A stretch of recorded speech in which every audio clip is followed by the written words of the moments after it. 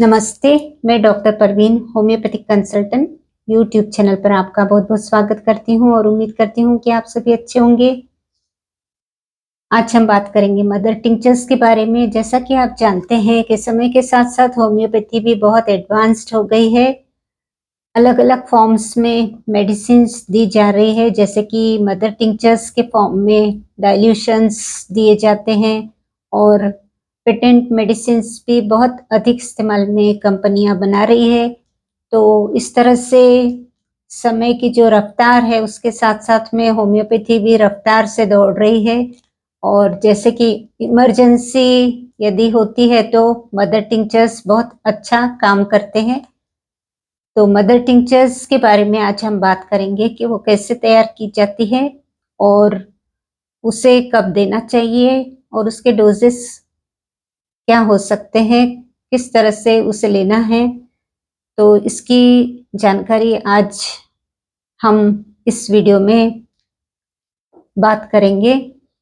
तो उम्मीद करती हूँ कि आप वीडियो को अंत तक ज़रूर देखेंगे। चैनल पर यदि नए हैं या अब तक सब्सक्राइब नहीं किया है तो फिर आज अभी सब्सक्राइब कर लेंगे। तो आइए हम बात करते हैं मदर टिंचर्स के बारे में। तो मदर टिंचर्स जो बनाई जाती है, यदि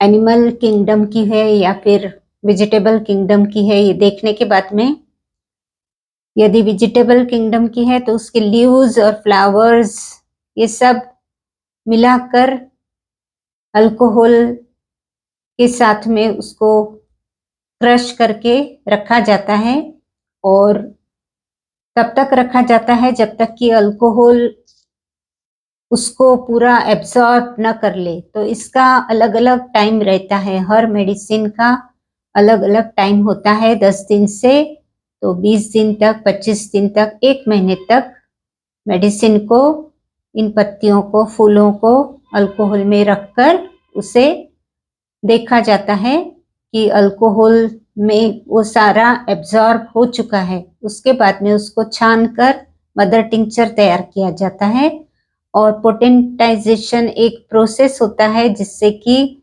फिर डाइल्यूशंस तैयार किए जाते हैं अलग-अलग पोटेंसी में, जैसे कि 30, 200, 1 m, 10 m, इस तरह से मदर टिंचर्स से अलग-अलग पोटेंसी तैयार की जाती है। तो ये जानकारी हो गई कि मदर टिंचर्स कैसे बनाई जाती है। उसके बाद में होम्योपैथी में जिस तरह से मदर टिंचर होती है वो इमरजेंसी में काम करती है, जैसे कि फीवर आ गया, ब्लड प्रेशर हाई हो गया, अचानक से ब्लड प्रेशर लो हो गया या फिर कहीं अचानक मार लग गया, इंजरी हो गई, कट्स हो गए, तो उसमें इंटरनली और एक्सटर्नली मदर टिंचर्स यूज किए जाते हैं। कुछ मदर टिंचर्स बहुत अच्छे रिजल्ट्स देते हैं, जैसे कि आपने देखा है कि लीवर टॉनिक के रूप में चेलिडोनियम मदर टिंचर बहुत फेमस है। और जैसे कि कट्स हो जाते हैं कुछ, तो उसमें कैलेंडुला मदर टिंचर यूज किया जाता है ड्रेसिंग के लिए। अर्निका मदर टिंचर, जब मार लगता है मुंडमार तो बाहर से भी जो खरोंचे आती है उसमें बाहर से उसका यूज किया जाता है। और इसी तरह की जो यदि हाई ब्लड प्रेशर हो जाता है, अचानक से ब्लड प्रेशर बढ़ जाता है तो राउल्फिया मदर टिंचर देते हैं।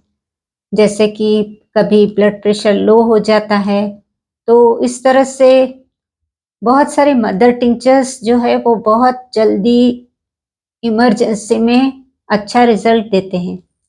तो देखना ज़रूरी है कि कौन से मदर टिंचर्स यूज़ में लेना चाहिए और कौन से मदर टिंचर्स जिन्हें यूज़ नहीं करना चाहिए।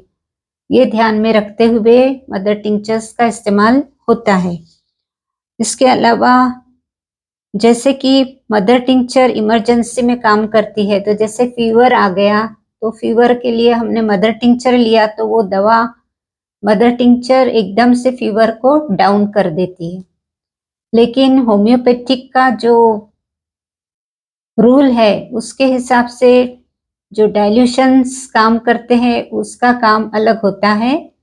डाइल्यूशंस यदि देते हैं तो वो हमारा जो इम्यून सिस्टम है उसको बूस्ट करती है वो दवा, और फिर जो इम्यून सिस्टम है वो फीवर को डाउन करती है। मीन्स हाई फीवर हो गया है तो फीवर को कम करने का काम हमारी बॉडी ही करती है। हमारा जो इम्यूनिटी पावर है उसी से फीवर, हाई फीवर कम हो जाता है, नॉर्मल हो जाता है। तो ये इसमें फर्क होता है। इसलिए डाइल्यूशंस जो है वो परमानेंट रिजल्ट्स देते हैं, और मदर टिंचर्स है वो परमानेंट रिजल्ट्स नहीं देते। इमरजेंसी में यदि आपको बहुत जल्दी से रिजल्ट्स चाहिए, टेम्पररी रिजल्ट्स चाहिए, तो आप मदर टिंचर ले सकते हैं। लेकिन यदि क्रॉनिक केस है और बीमारी को जड़ से खत्म करना है तो मदर टिंचर्स के साथ में या फिर डाइल्यूशंस लेना बहुत ज़रूरी होता है। डाइल्यूशंस में अलग अलग पोटेंसी में जो मेडिसिन्स रहती है उसका सिलेक्शन करना बहुत ज़रूरी होता है ताकि बीमारी जड़ से खत्म हो जाए। इसके बाद में हम देखते हैं कि जो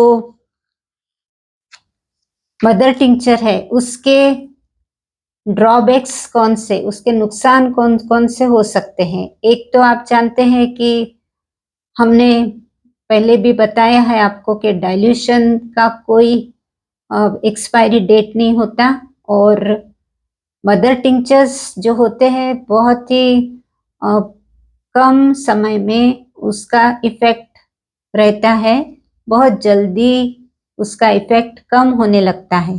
तो जैसे आप लाते हैं तो उसको बहुत कम पीरियड में आपको जल्दी उसको यूज करना होता है, नहीं तो धीरे धीरे उसका इफेक्ट कम होने लगता है। एक बात है। दूसरी बात है कि वो टेम्पररी रिलीफ देती है, उसका परमानेंट क्योर के लिए मदर टिंचर यूज नहीं की जाती।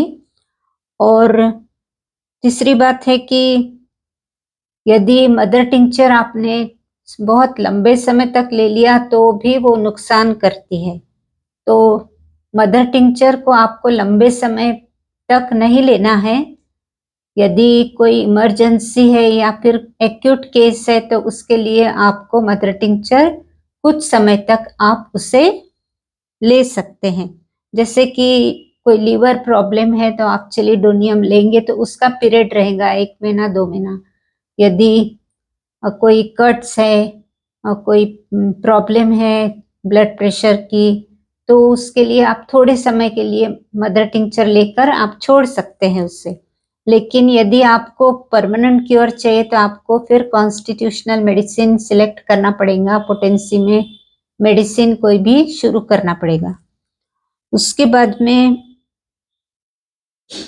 ड्यूरिंग प्रेगनेंसी एंड लैक्टेशन आप ये मेडिसिन नहीं ले सकते, यानी प्रेगनेंसी के दौरान या लैक्टेशन के दौरान आपको ये मेडिसिन नहीं देना है।